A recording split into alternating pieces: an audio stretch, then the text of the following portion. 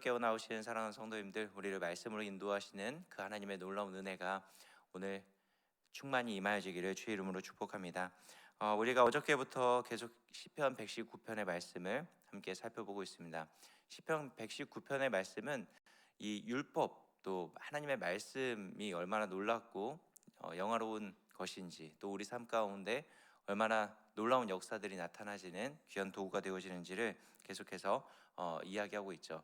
이 시편 119편은 독특하게 이 히브리어 단어를 가지고 한 단락 한 단락 써 내려가는 특징이 있습니다. 오늘 본문에 나오는 이 두 단락은 히브리어 세 번째, 네 번째의 단어를 기초로 해서 쓰여진 본문입니다. 시편 기자는 오늘 우리 삶에 대해서 나그네와 같다라고 이야기를 하면서 이 나그네 인생이 어떠한 삶을 살아가게 될 것이고, 또 그 삶 가운데서 어떻게 해야 승리의 길을 걸어갈 수 있는지에 대해서 이야기해주고 있죠. 19절 말씀은 이렇게 이야기합니다. 나는 땅에서 나그네가 되었사오니 라고 말씀하면서 믿음의 사람들이 이 땅에서 살아가는 삶의 모습은 나그네 인생이다 라고 이야기를 하는 것이죠. 믿음의 조상이었던 아브라함도 본토 친척 아비집을 떠나서 나그네 인생을 살아갔습니다. 더 나아가 여러 수많은 믿음의 조상들이 이 나그네 인생을 살아갔고, 베드로 사도도 우리가 이 땅에서 믿음을 가지고 살아가는 것 자체가 나그네 인생과 같다라고 이야기를 하고 있죠. 왜냐하면 믿음의 사람들은 이 땅이 우리의 본토가 아니라 우리는 그저 잠시 머물다 하나님의 부르심을 받을 나그네 인생을 살아가는 것이 우리의 본 모습이기 때문입니다. 나그네와 같은 우리가 이 땅에서 겪게 되는 여러 가지 일상의 모습들이 있습니다. 어떤 모습들이 있을까요? 오늘 보면 22절 23절 말씀을 보면 이렇게 이야기합니다. 내가 주의 교훈들을 지켰사오니 비방과 멸시를 내게서 떠나게 하소서. 구관들도 앉아서 나를 비방하였사오나 주의 종은 주의 율례들을 작은 소리로 읊조렸나이다 라고 말씀합니다. 이 나그네 인생을 살아가는 것이 결코 쉬운 인생이 아니라는 것입니다. 비방과 멸시가 있고 고관들도 앉아서 비방하는 모습을 보여주고 있다는 것이죠. 그리고 더 나아가 28절에서는 뭐라고 이야기하냐면 나의 영혼이 눌림으로 말미암아 녹는다라고 표현을 하고 있을 정도로, 사실 나그네 인생 살아가는 것이 비방, 멸시, 또 고관들을 앉아서 자신을 은근히 비판하고 있는 모습, 더 나아가 이러한 비방과 비판이 있다 보니까 내 영혼을 계속해서 눌려지는 그런 인생을 살아가는 것이 나그네 인생이 겪게 되는 여러 일상의 모습이라는 것입니다. 그렇지 않나요? 우리가 나그네 인생을 살아가면서 믿음을 지켜 나아가는 그 삶의 모습 가운데 만나게 되는 것이 와, 축복합니다, 환영합니다, 이런 일들을 만나게 될까요? 결코 그렇지 않습니다.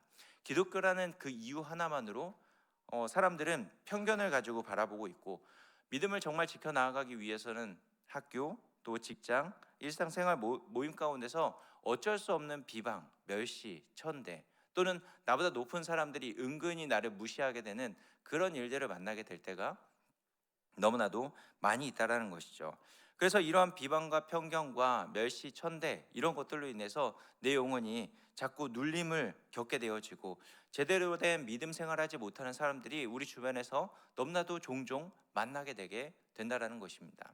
그래서 사람들은 이런 멸시, 천대, 비방, 조롱, 이런 것들을 받고 싶지 않아서 오히려 세상에 나아가서는 나 믿음의 사람입니다, 내가 교회 다니는 사람이다 라고 하는 이런 정체성을 이야기하고 싶어 하지 않는다라는 것입니다. 그러나 나그네 인생은 이러한 일생을, 또 이러한 일상들을 만나게 되지만은, 그럼에도 시인은 나그네 인생이 그저 눌림으로만 그쳐지는 것이 아니라 그 가운데 승리와 평안의 길을 갈 수 있는 그 비결을 우리에게 밝히 보여주고 있다라는 것이죠. 여러분, 어떻게 우리가 나그네 인생에서 이 인생의 눌림의 삶을 살아가는 것이 아니라 승리의 걸음을 옮겨 나아갈 수 있을까요? 첫 번째로 눈이 열려 있어야 한다라는 것입니다. 우리 본문 18절 말씀을 같이 함께 볼까요? 18절입니다. 내 눈을 열어서 주의 율법에서 놀라운 것을 보게 하소서. 아멘. 시인은 지금 내 눈을 열어서 주의 율법에서 놀라운 것을 보게 해달라라고 간구하고 있습니다. 나그네 인생에서 살아가면서 만나게 되는 여러 가지 상황들이 눈에 들어오게 되지만은 그것에 집중하는 것이 아니라 믿음의 눈을 열어서 주님, 나에게 놀라운 것이 보여주게 해주십시오라고 간구하고 있는 것입니다.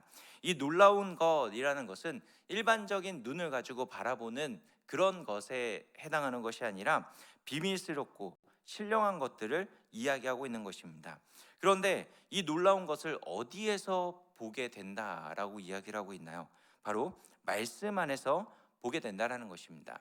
말씀을 펴고 볼 때, 또 말씀을 통하여서 그 하나님의 말씀이 깨달아지게 될 때 비밀스럽고 신령한 것을 깨닫게 될 것이고, 그 말씀을 깨닫게 된 나그네들은 감동과 감격을 가지고 인생을 승리할 수 있게 될 것이고 온전한 삶을 살아갈 수 있게 될 것이다 라는 것입니다.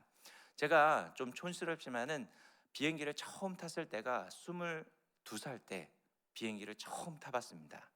근데 그때 그 감격은 지금도 잊지 못합니다.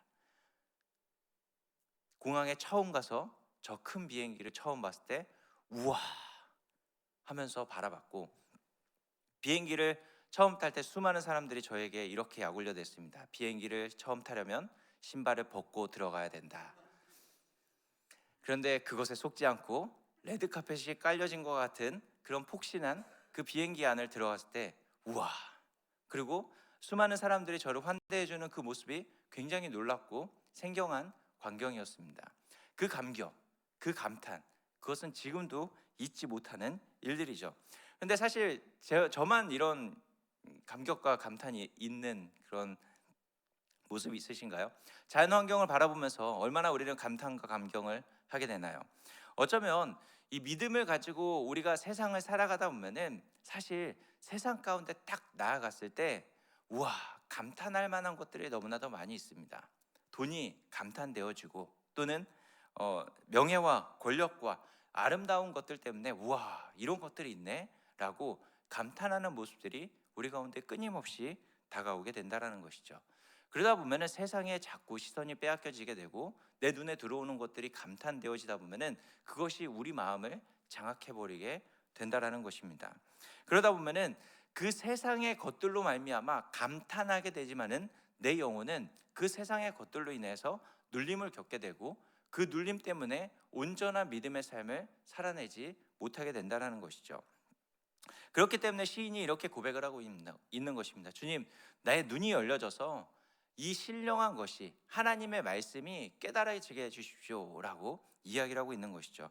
우리 눈이 열려져서 말씀이 보여지고 하나님의 말씀이 깨달아져서 하나님의 말씀의 신비가 깨달아질 때의 그 감탄이 우리 가운데 있어져야 한다라는 것입니다. 하나님의 말씀을 보면서 와, 하나님의 말씀이 이런 것이군요 라는 그 감탄과 감격과 그 신비가 우리 심령 안에 끊임없이 올라와져 있어야 된다는 것입니다. 세상의 것을 바라보면서 감탄하는 것이 아니라 하나님의 말씀을 봄으로 말미암아 감탄에 나아갈 때, 우리 영혼의 눈이 열려져서 그 하나님의 말씀에 감탄에 나아갈 때 우리의 심령은 깨우쳐지게 되는 것이고, 그 심령이 깨우쳐짐을 통하여서 우리는 말씀의 인도함을 받게 될 것이고, 그 말씀을 통하여서 이끌어 가시는 그 하나님의 놀라운 은혜와 은총을 경험할 수 있게 되어지는 것입니다. 지금 우리는 무엇에 감탄하면서 나아가고 있나요? 바라기는 우리의 눈이 열려져서 말씀이 깨달아지는 은혜가 있기를 주의 이름으로 축복합니다. 말씀이 깨달아졌을 때 우리는 하나님의 신비를 깨닫고 맛보게 될 것이고, 그 안에 담겨져 있는 하나님의 능력과 은혜를 체험하게 될 것입니다. 그럼 우리의 입술에서 우와라고 하면서 하나님에 대한 감탄과 감격이 차고 넘치게 될 것이고, 우와라고 감격하고 감탄하는 것이 아니라 더 나아가 하나님께 영광을 올려드리고 하나님을 찬양하는 인생을 살아가게 되는 것이죠.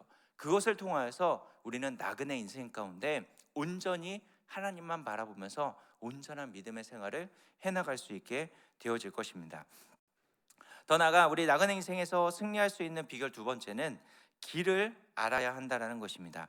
오늘 본문의 두 번째 단락인 25절에서 32절까지의 말씀을 살펴보면 이 길에 대한 말씀들이 끊임없이 나오는 단어들이 나옵니다. 주의 율례, 또 주의 법도의 길, 주의 법, 주의 성실한 길, 주의 계명들의 길이라고 하면서 여러 가지 길에 대한 표현을 해주고 있습니다. 나그네 인생은 이 땅을 그저 지나가는 존재입니다. 그렇기 때문에 앞으로 가야 할 그 걸음들이, 앞으로 가야 할 그 길들이 무엇인지 제대로 깨닫지 못하면은 이 땅을 살아가면서 빙글빙글 돌아가면서 헤맬 수밖에 없다라는 것이죠. 그래서 시인은 이렇게 기도를 하고 있습니다. 우리 27절 말씀을 같이 함께 볼까요? 27절입니다. 시작.